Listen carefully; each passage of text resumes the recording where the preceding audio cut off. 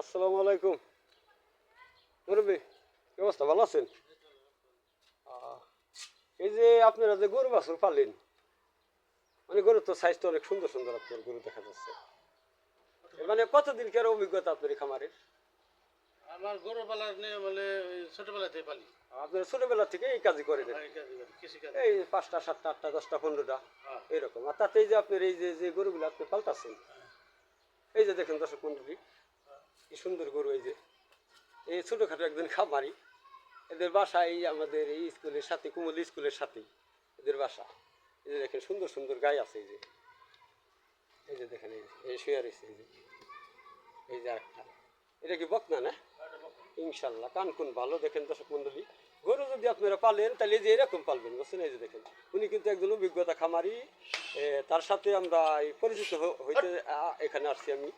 হ্যাঁ, এই খামার অনুযায়ী মানে ধারণা দেওয়ার জন্য। আমার প্রবাসী অনেক ভাইয়েরা আছে, প্রবাসে থাকে, গরুদের অনেক কষ্ট করে, চিন্তা করে যে বাসায় যায় কি করব, দেশে যায় কি করব, কি করে খাবো, মানে এরকম টেনশন থাকে। তবে কর্ম যদি ঠিকমতো ধরা হয়, করা হয়, তাহলে ইনশাল্লাহ মনে হয় যে ওখান থেকে একটা সফলতা অর্জন করা সম্ভব। এই যে গায়ে যে এই যে পায়খানা করলো, দেখেন কি শক্ত, নরম নাই যে, মানে ওদের পরিচর্যাটা ঠিক আছে। এই যে শক্ত নাদা। আচ্ছা, আপনি ওইদিকে যান একটু। তাতে এই আপনার কথাই যা বুঝলাম আর কি, যে আপনারা অনেক দিনকার মানে এই অভিজ্ঞতা। এই যে দেখেন কি সুন্দর সার বাচ্চা। এই যে দেখেন এটা সাইজটা কি দর্শক মন্ডলী, হ্যাঁ, পাললে গরু যদি পালে তাহলে এরকম সাইজ পালবেন।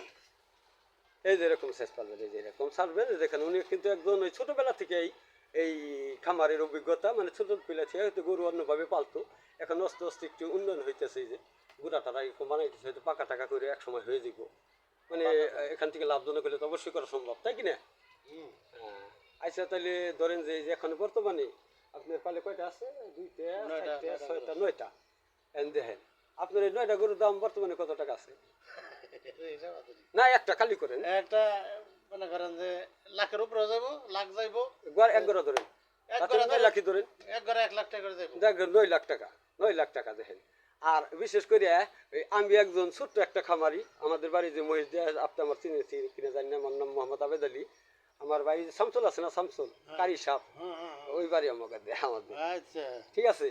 এই আমি এই আপনার খামারটা কয়েকদিন দেখতেছি, মানে একটু পরিদর্শন করবো, আপনার পাইলে দেখে আসতে পারতেছিলাম না। এখন যখন আসছি তাইলে আপনার সাথে কথা বলতেছি।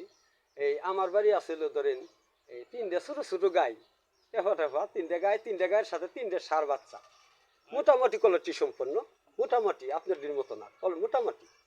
আর ধরেন আছিল 2টে বকনা, আর হাতে আর একটা আনছি ষাঁড় বাচ্চা। তাতে আমি আর কাছে 9 পিস গরু আছে। আমার 9 পিস কিনে পড়ছিল ধরেন যে 3,13,000 টাকা। ওর পাশে টুকটাক কিছু ইনভেস্ট করছি, একটা ঘাস কাটা মেশিন কিনছি, এই আপনি 26,500 টাকা ঘাস কাটা মেশিন। হ্যাঁ, তারপরে আপনি ঘাস উৎপাদন করছি 2-3 পাখি 4 পাখি। এখন আমার কাছে 3-4 পাখি ঘাস আছে। আমি গরুর খের খাওয়াই না, আমি নিজে খের বিক্রি করে ফেলছি পরশুদিন। এখন মাইসে বলে আমাকে যে ই কি মাথা পাগল হইল নাকি, যে বাড়ি ঘরে হলো গরু 9টা, হ্যাঁ খের দিবেই চালাই যায়। আমি কই না, আমার গরু আমি খের খাওয়াই না, খরজাতেও আমি কিছু খাওয়াই না, আমি গাছ কাঁচা গাছের উপরে থাকি। খেয়ার এলে খাওয়ার লাগে আপনার জরুরি কোনো কাজে গেলাম এই সময়, এই জন্য যে এখন তারা আমি বাড়িতে লোক নাই না, এই জন্য কটা খেয়ার থাকলে করে দিয়ে গেল। কিন্তু খেরের জন্য পুষ্টি তাও না। কিন্তু এইটা আমাদের এই গ্রামের বাইরা, আমার বড় ভাইরা যারা আমাদের এলাকাবাসী, দত্তকন্যা কুমল্লি মহিষ দিয়ে যারা আছে, আটকাইলে বালুখণ্ড চারিগ্রাম, হ্যাঁ হ্যাঁ আছে, এরা বুঝতে চাই না এই জিনিসটা। মানে খড় কিনতে আর খড় দিয়ে কি করবা? খড়, হ্যাঁ, খড় উপকার আছে। খড় আপনার প্রকৃতি ই করে বানাই খাওয়াইতে হয়, পজিটিভ মানে একটা সিস্টেম আছে। খের দিয়ে অনেক কিছু বানানো যায়, বানায় খাওয়াই ফেলে তাইলে লাভজনক আছে।